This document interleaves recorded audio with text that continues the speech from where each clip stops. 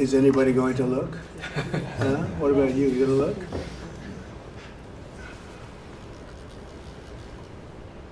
And frankly, the FBI should be ashamed of themselves, and so should the Department of Justice, and so should Biden. Okay?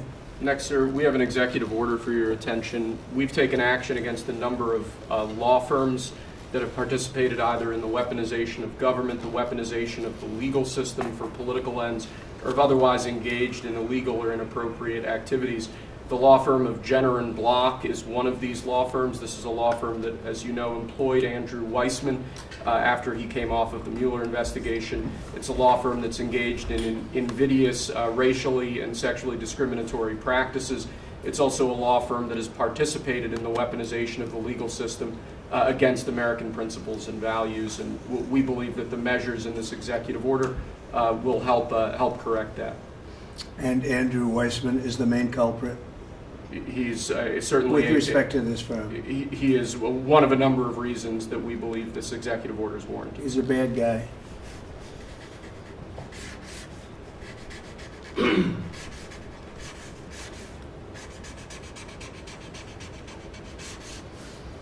Okay.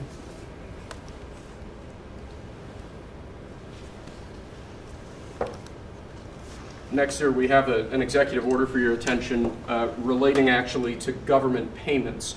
Historically, checks issued by the Treasury are, I believe, 14 times more likely to become the subject of fraud than electronic transfer payments.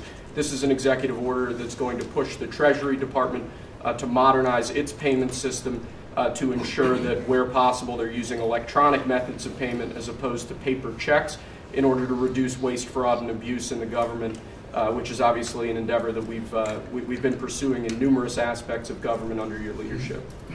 It's basically modernization of equipment and methods, and it's something that really I think he's going to be a great Secretary of the Treasury, wanted, Scott, and so we're doing this, and we have other modernization programs going on. We could let somebody else, whoever's next, whoever that may be, do it, but it's something that should have been done 25, 30 years ago.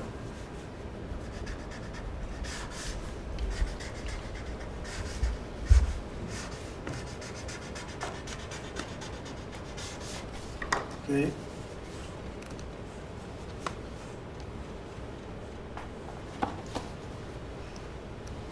Along similar lines, sir, this is an executive order.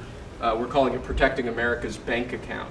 The basic idea here is that instead of having lots of different departments and agencies and offices issuing payment, often without justification, often without any provided rationale, we're going to be centraling payment processes where possible in the Department of the Treasury and ensuring that measures are taken in Treasury against waste, fraud, and abuse to ensure that money that's leaving the public Treasury is as protected as it possibly can be. All right, good.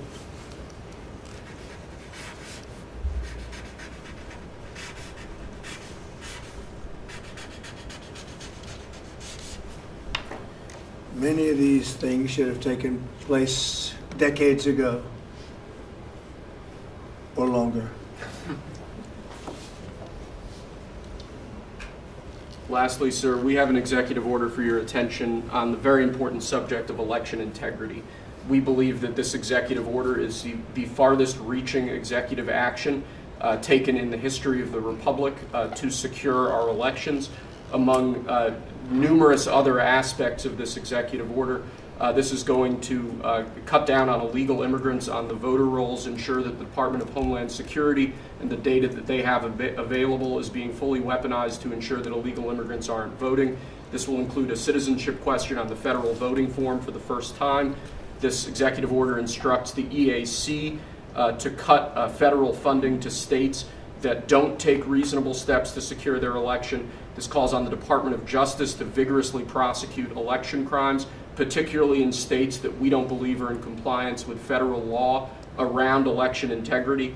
I could go on for a while, sir, but the compliance with National Election Day rules, cracking down and investigating and prosecuting foreign interference in our elections, revoking President Biden's Executive Order 14019, which essentially weaponized government to corrupt and pollute our election process. There's a lot in here, but we believe that these are very important steps that we need to be taking as an administration at your direction to ensure that our elections are as secure as they possibly can be. Okay, you all understand that? Yes. Election fraud, you've heard the term. We'll end it, hopefully. At least this will go a long way toward ending it. There are other steps that we will be taking in the coming weeks, and we think we'll be able to end up getting fair elections.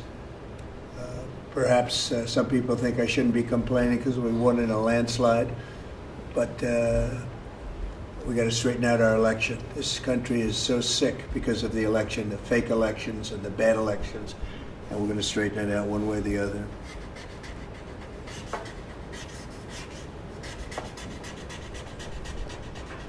And it's an honor to sign this one. To sign all of them, but to sign this one is a great honor.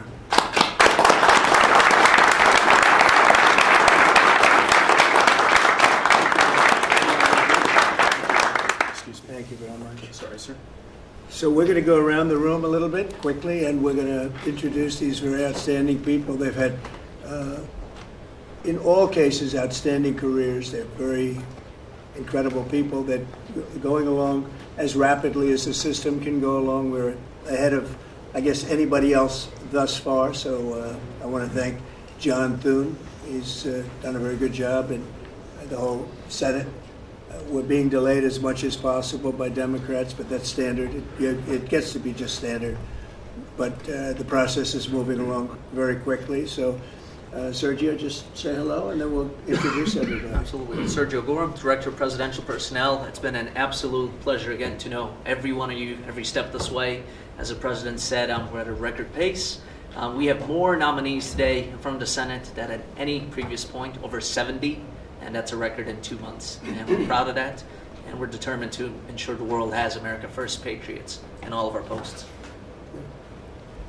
Charles Kushner. I'm going to France and Monaco, and I'm proud to serve under the greatest president of our country.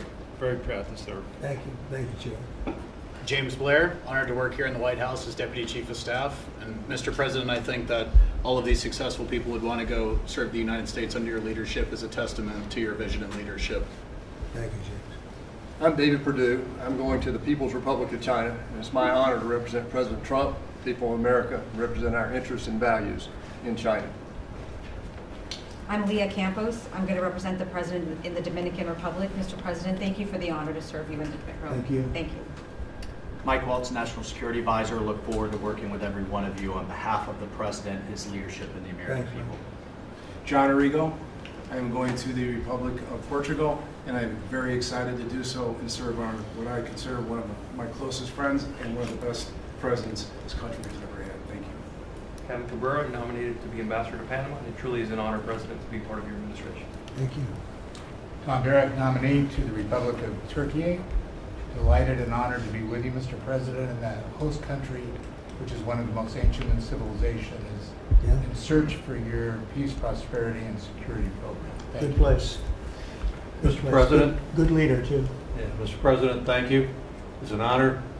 I'm Pete Hoekstra, you know that. Yeah. But I am going to Canada. Ooh. I look forward to serving you in Canada and your agenda. And you did a great job. Thanks, Pete. Juan Johnson, sir. Thank you for the nomination to represent you and the United States to the United Mexican States. And I'm really encouraged by some of the conversations you've had with President Sheinbaum recently and to the increase in support that we've seen out of her government along our border on the important issues. So thank you, sir. They have stepped it up a lot, Yes, Mexico and Canada. So see how it works, right? Yes, sir. Thanks. Matt Whitaker from Des Moines, Iowa. I'm proud to, as soon as I'm confirmed, go represent you at the North Atlantic Treaty Organization. Great. Thank you, man. George Glass, on my way to Japan.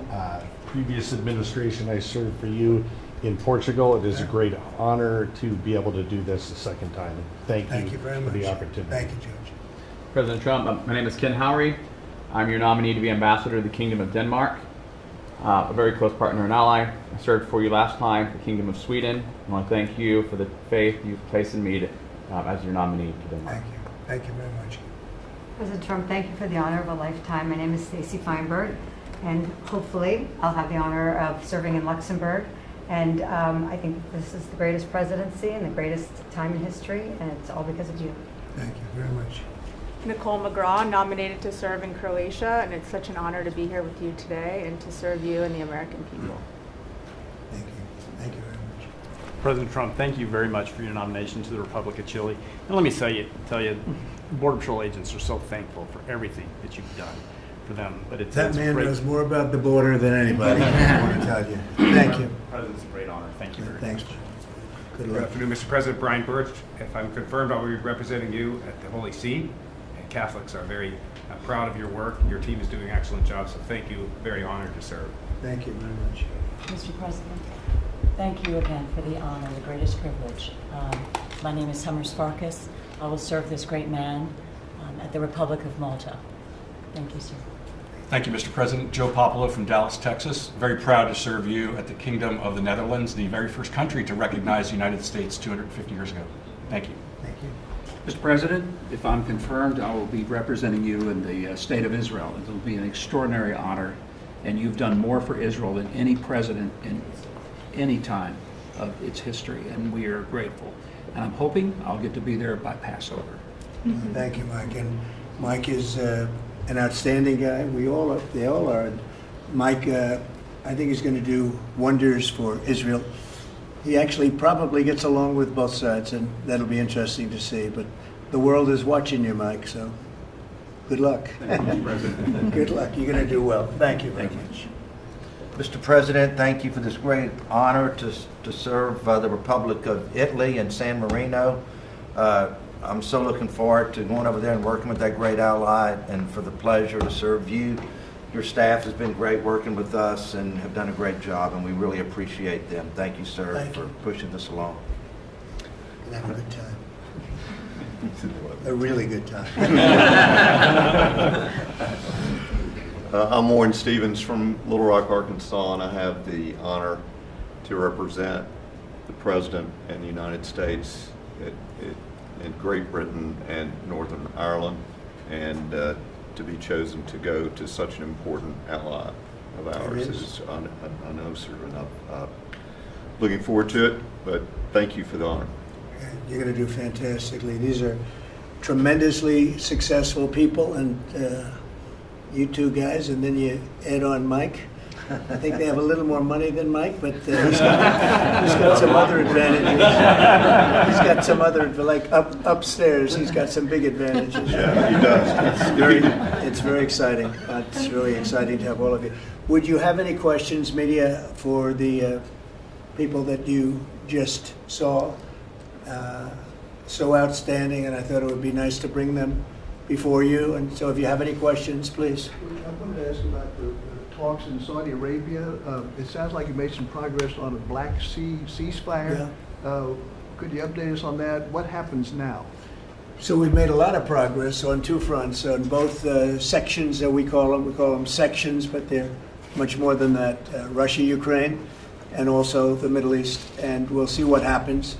We're in deep discussions with Russia and Ukraine, and I would say it's going well, but it's a situation we should have never had to even think about, should have never happened.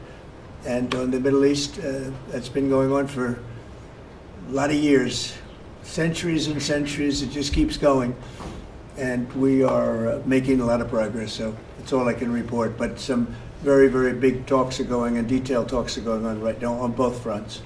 Mr. President, you said that your national security advisor learned a lesson after a reporter... Wait a minute, excuse me, I didn't pick you. Go ahead, please. Mr. President, the ceasefire agreement that was broken today allows for third-party countries to help implement the agreement. What does that look like, and who's going to be involved? The ceasefire agreement? Yes, the maritime ceasefire agreement between Russia and Ukraine. Well, they're going to get together. Look, it's they agreed to something, and it got broken. There's tremendous animosity. There's a lot of hatred, as you can probably tell, and it allows for people to get together, mediate it, arbitrate it, and see if we can get it stopped, and I think it will. That'll get stopped. What countries are you looking to work with, sir, to help implement and monitor that ceasefire? We have other countries involved, and they're involved very strongly in the process, and that'll be resolved. That's Actually, as bad as it is, that's the least of the problems. So we'll get that resolved. And we are being aided by other countries too. Yes, please, please, Brian. Tomorrow, the subcommittee on DOGE is going to review funding for NPR and PBS. Now, every Republican president has always promised to take away this money that's going to these two public news outlets. If they're successful, I know Senator Kennedy has backed it, Marjorie Taylor Greene in Congress has backed it, would you be interested in defunding and taking away taxpayer dollars to NPR and PBS? Well, I would love to do that. I think it's very unfair. It's been very biased, the whole group. I mean, a whole group of them. And frankly, there's plenty look at all the media you have right now. There's plenty of coverage. I was from a different age, and they spend more money than any other network of its type ever conceived. So the kind of money that's being wasted, and it's a very biased view, you know that better than anybody. And I'd be honored to see it end. We're well covered. Look at all the people that we have here today. We're well covered, and we don't need it, and it's a waste of money. Especially, I don't even know what DOGE's recommendation is. I assume their recommendation is to close them up. Well, after they hear all the testimony, I think they're going to make a decision relatively sooner than later. Yeah. But we'll see what that turns Yeah, out. I can't imagine that they wouldn't, because they have found so much waste, fraud, and abuse, hundreds of billions of dollars, and just waste, fraud, abuse. You heard yesterday some of the new things that were found. 22 billion just in environment, billion. You know, if you had 22 million, Warren, it would be nice, but 22 billion put into environmental accounts. One was 2 billion into one account, Stacey Abrams, where they had $100 in the account. And just before I came in, they put $2 billion. And you guys are looking, so you mean 2 million or maybe 200,000? No, $2 billion were put in the account. What do you think of that, Mike? Do you think that's a straight deal, 2 billion? Just write me the check, Mr. President, so I can give it to Israel. It's it's a horrible thing, and we have so many of those things. So they've done an incredible job, and the country wants to hear it. I think DOGE is actually very popular because of what's happening. They're hearing about all of these scams and for big money, tremendous amount. And when you add it up, just hundreds of billions of dollars being wasted, and much of it's fraud. You know, we talk about waste. And it is waste and abuse, but a lot of it's fraud Can I too. follow up on something? Yeah, go ahead, Brian. I just want to follow up on that. If Planned Parenthood is defunded, would you look into the harvesting of baby organs that they've done throughout the years and maybe go after some criminal prosecution on that? Well, I think you're talking about a subject that is a heated subject, and we'll look into it. We're going to look into everything, but that's certainly a subject that's been debated for a long time, and we will look into it, yeah. Mr. President, some senators have expressed hope that the White House will support a rescission package to codify some of the DOGE cuts into law. Where does the White House stand on that? And are you making progress? The which package? A rescission package to codify some of the DOGE cuts into law. Yeah, well, it would be great. I think we're going to do that. I think they're going to do it. I think we're also going to be codifying a lot of the executive orders that we've done, which have been very popular. And we're looking at one, I will tell you right now, that I think perhaps will be controversial, but not with the people, and that's sanctuary cities. We're going to end sanctuary cities for some of these jurisdictions that aren't cooperating with law enforcement. They're guarding criminals. They're taking the rights away from the citizens of their state and their city. And we're going to be ending sanctuary cities if we find it necessary to do in certain major areas. And we may just end the entire thing altogether because it's just a way of protecting criminals. And nobody else is benefited by that. And for some reason, Democrats want to keep and they want to shield criminals from being sent back to their countries or being sent to prison. And in the meantime, the crime rate has gone through the roof. Under Biden, it was through the roof. It's starting to come down, but we're taking a lot of people out of here. So we may be presenting you very shortly with a executive order ending sanctuary cities. Mr. President, are you going to change any of the practices that your national security officials used after a reporter was inadvertently added to a group chat about attacks on Yemen? Well, I think it's a question I've been asked now, and I've given a few answers, and they've all been the same. We have an amazing group. Our national security now is stronger than it's ever been. We have had a very, very successful, numerous attacks on that area. These are people that shoot down ships, not only our ships, ships all over the world. They're shooting down right out of the water and damaging them badly, or they're going down. They're also shooting anything that happens to be flying in the area. We hit them very, very hard. There was no classified information, as I understand it. They used a app, if you want to call it an app, that a lot of people use, a lot of people in government use, a lot of people in the media use. And I think I'll ask Mike. Mike is here. Do you want to respond to that, please? Yes, Mr. President. You asked about lessons. I think there's a lot of journalists in this city who have made big names for themselves, making up lies about this president, whether it's the Russia hoax or making up lies about Gold Star families. And this one in particular, I've never met, don't know, never communicated with, and we are looking into and reviewing how the heck he got into this room. But I'll tell you what, the world owes President Trump a favor. Under Biden, global shipping was shut down. Pinprick attacks, months between them, our destroyers being fired upon dozens of times. President Trump took decisive action with his national security team, took out the head missileer, knocked out missiles, knocked out headquarters, knocked out communication sites. And for once, as we hear, as you all hear from every one of our allies, thank God for American leadership again. Thank God for American strength. You're welcome here. And look, we had a national security team that was coordinating these efforts. As Director Radcliffe testified today, his first day on the job, he was introduced to this app on his government systems at the CIA and at the State Department and otherwise. So, look, this journalist, Mr. President, wants the world talking about more hoaxes and this kind of nonsense rather than the freedom that you're enabling. And a key part of our sovereignty is open sea lanes and knocking the crap out of terrorists, which is exactly what your team and Pete Hegseth, a good friend and fellow veteran, is leading the charge on, and it's an honor. We had a very, very successful, we had a very, very successful evening. And we've had numerous successful evenings and days in that area. The Houthis are absolutely on the run. The worst of them has been killed. This should have been done a long time ago by Biden, but Biden was an incompetent president. He couldn't do anything. He didn't know where he was going. He had no clue. This guy had no clue. This should have been done a long time ago. As they shoot missiles at ships, randomly shoot missiles at ships.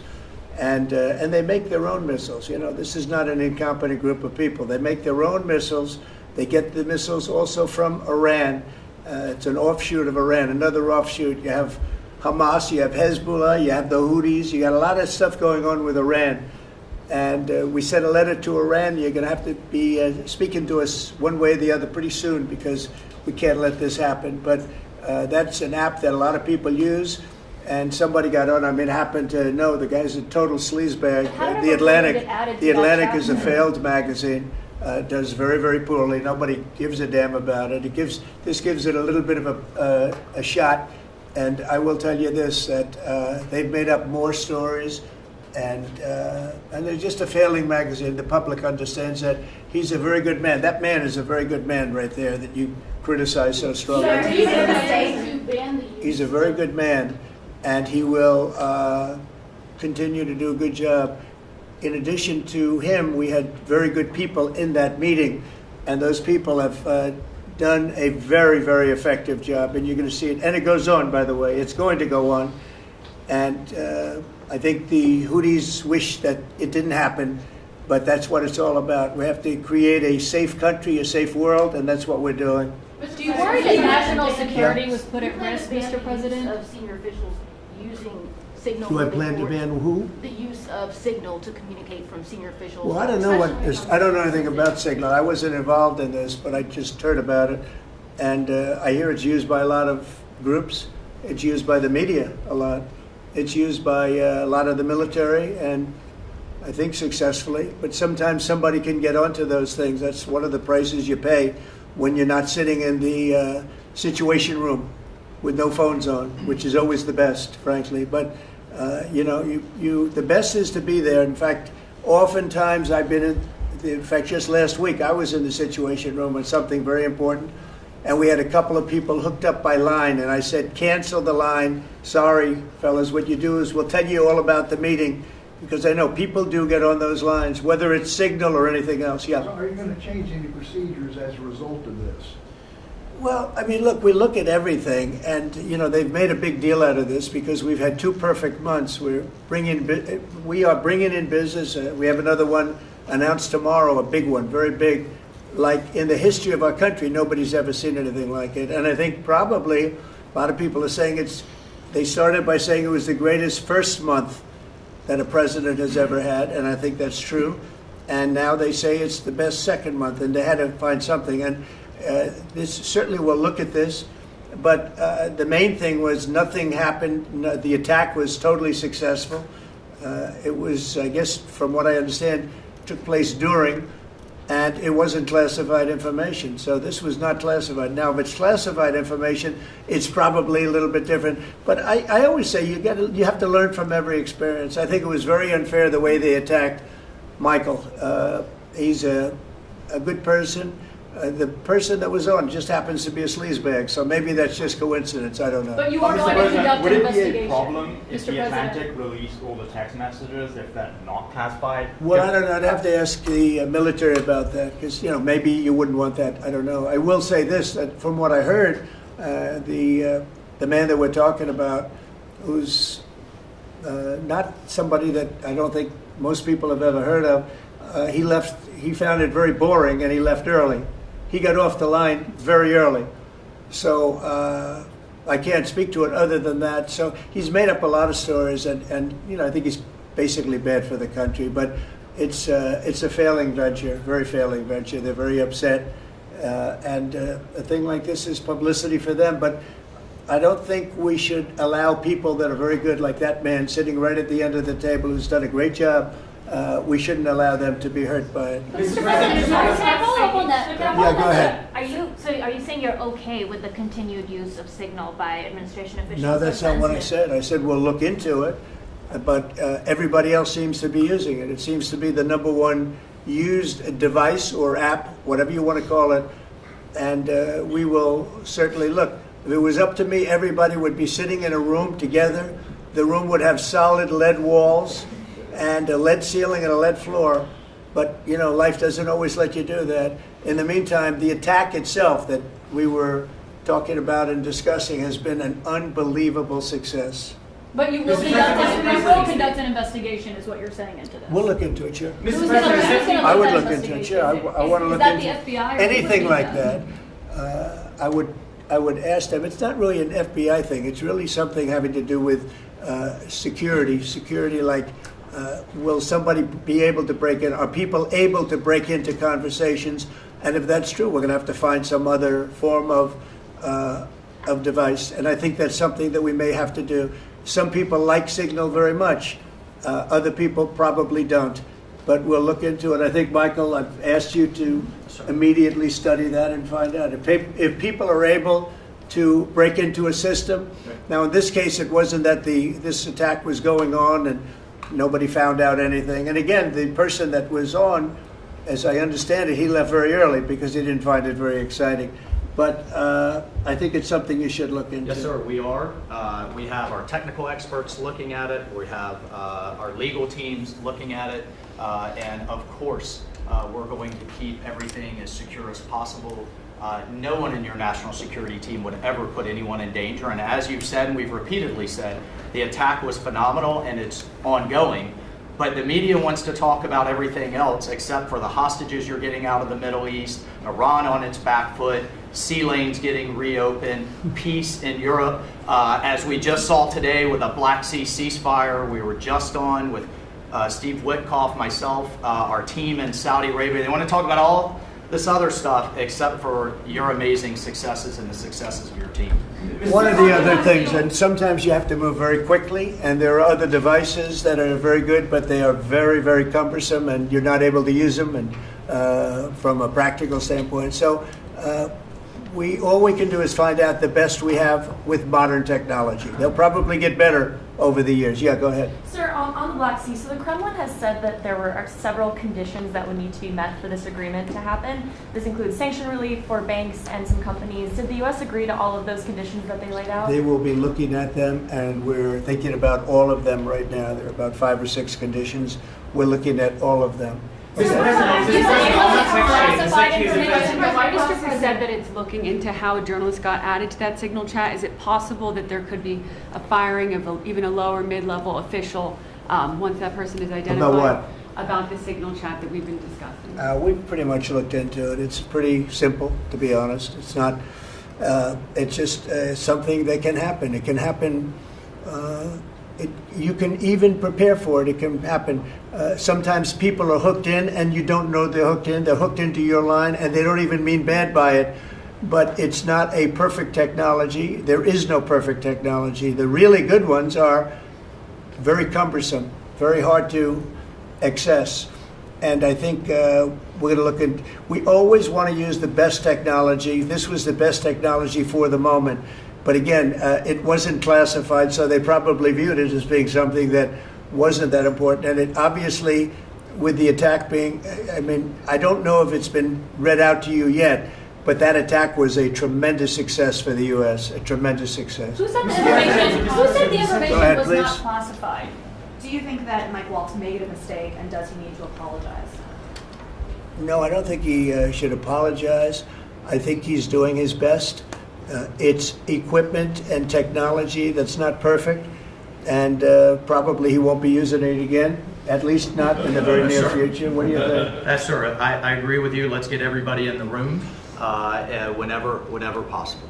A lot of times you find out defects by exactly things like that, but I don't think it's something we're looking forward to using again. We may be forced to use it. You may be in a situation where you need speed as opposed to gross safety, and you may be forced to use it, but generally speaking, I think we probably won't be using it very much. The Secretary of Defense, on that train, the Secretary of Defense, Pete Hegseth, and J.D. Vance, the Vice President, said that the Europeans were freeloading. Do you agree with that assessment? Do you really want me to answer? Yes, sir. Yeah, I think they've been freeloading. The European Union's been absolutely terrible to us on trade, terrible. And as you know, NATO, I got them to pay hundreds of billions of dollars. They were way behind. And if you look if you look at Ukraine, so we're in for $350 billion because of Biden. Should have never happened, this war. All these dead people should not be dead. All these broken cities that are demolished down to the ground, those gorgeous towers, the most beautiful in the world, the most beautiful spires in the world. The spires in Ukraine were said to be the most beautiful of all. Just about every one of them is lying on its side in a million pieces. It's so sad to see what's happened to a heritage.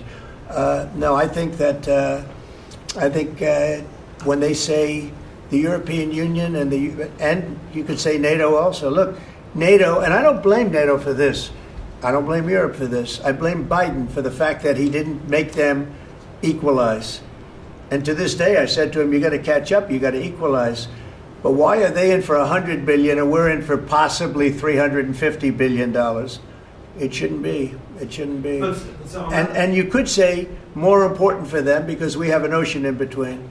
So, you know, it's one of those things. You'll be seeing Liberation Day. I call it Liberation Day in America. You're going to be seeing it on April 2nd. Didn't want to do it on April 1st for the obvious reason, April 2nd. But you'll be seeing tariffs. And I think I've been very fair. I have them set, but I think I've been very fair to countries that have really abused us economically for many, many decades. Mr. President, who told you that information was not classified? Another question? Which of your national Please, security go ahead. advisors Just told you? following up on your comments on the economy, there is reporting that consumer confidence fell for the fourth straight month. What is your message to Americans who are concerned about? Well, I know terrorism? this, that for the first time in like 50 years, right track, wrong track, we're on the right track. And I think people see that. And if you look at prices, prices are way down. You know, when I first came here, the first time I met with you people officially, they were screaming at me about eggs. I said, I've been here for a week and I'm being yelled at about eggs. Egg prices have come down 45–50% in the last week and a half. And our Secretary of Agriculture has done a great job, as you know, Brooke. She's done a fantastic job, and others working with her have done a great job. But we brought eggs down at a level that nobody thought we could get at. I inherited that situation, and I inherited a grocery situation. The groceries went way up, an old-fashioned word, but it's a very descriptive word. Groceries have gone through the roof. And I used to campaign on it. I used to say, we're going to get groceries down, and we have got it down. I watched a certain newscast over the weekend, and a congressman, Democrat congressman, said, well, Trump's done a lot, I agree. He's been great on the border, he's been great on the military, but you know, he hasn't brought prices down. That's false. Gasoline's way down. Eggs are way down. Groceries are down, very substantially, but down. Almost everything's down. Now, I'd like to see interest rates come down a little bit, and you're going to see billions of dollars, even trillions of dollars coming into our country very soon in the form of tariffs, because we were abused by presidents that, frankly, in all fairness, it wasn't their expertise, but they had no idea what they were doing. Mr. President, you say tariffs will create more jobs here in America. Oh, so yeah, sure. It's which going to states- agree. which It'll states be, it'll create a lot of money and more jobs. But if you look, so in the last, these gentlemen would know about it, and ladies, because some of the ladies are great businessmen in this room that are becoming ambassadors. Great, really great, top of the line. When you look at the number of companies that have said, like, we're close to, I would say close to $4 trillion. We never had numbers like that. The number one chip maker in the world from Taiwan coming in with $200 billion. We have Apple. Look at Apple. $500 billion. $500 billion. They're going to build plants all over the United States. They were all being built in China. You have many, many companies, and maybe above all, you have the car companies coming in at levels that nobody's ever seen before. We have Honda is opening up one of the biggest plants in the world in Indiana, and many car companies are coming in. We have AI. We're leading China by a lot in AI, and we're going to keep it that way because we've made it very good for them, and we're going to protect them once they're here. We'll protect them through taxes, through incentives, and also through tariffs. Thank you very much, everybody. Thank you very much. Thank you.